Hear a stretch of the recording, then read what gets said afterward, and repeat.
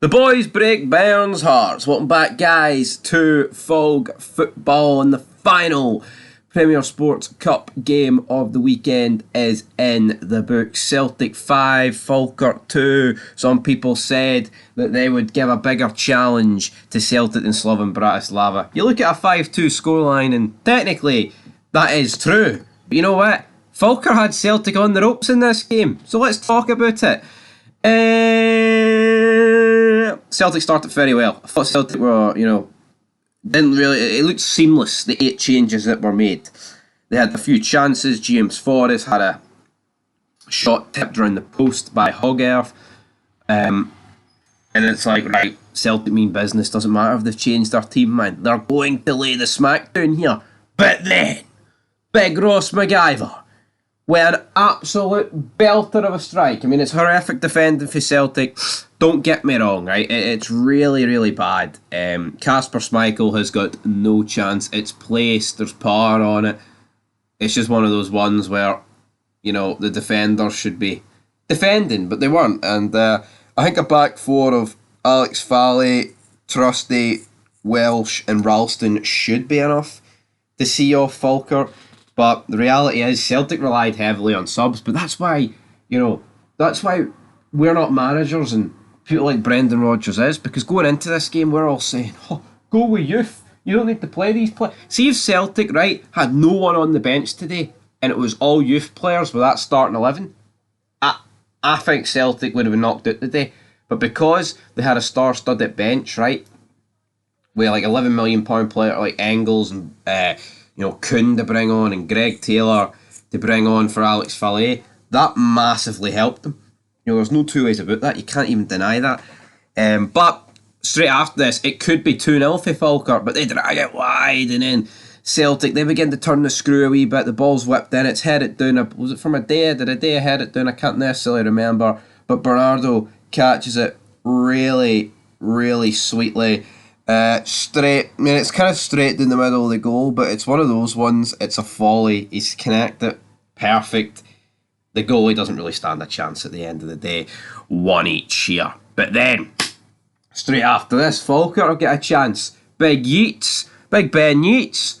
Yeats it, he volleys it. Unlucky. Kasper Schmeichel was rooted to the spot. Couldn't really do much about it.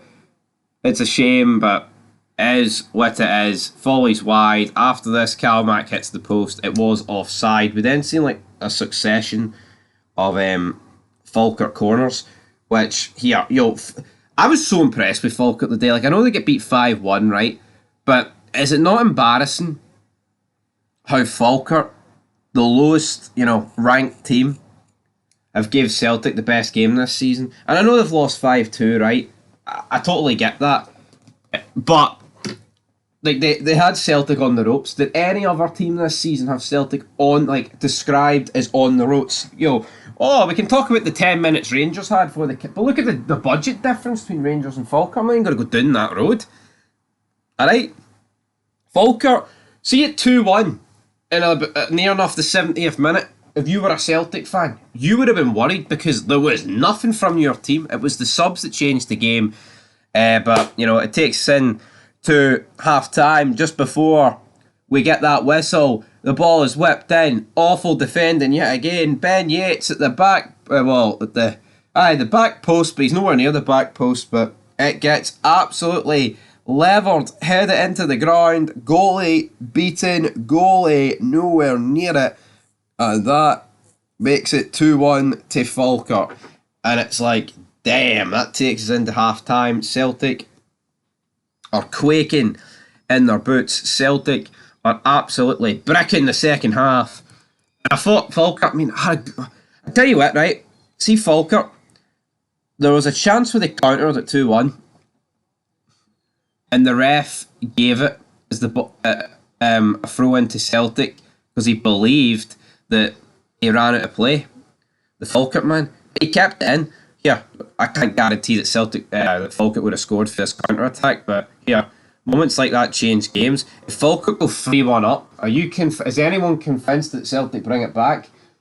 Maybe not, brother. But then they make it 2 each in the 70th minute. Nicholas Kuhn So we saw Yang, Engels, Taylor and Kuhn come on. This changed the game. Kuhn whips it across for Dea here. It looked a wee bit offside, but the line looked legit enough to me, so I'm not going to bash it. He makes it 1-0. Or 2 each, sorry. Good for him. Then after it, Kuhn plays through Dea.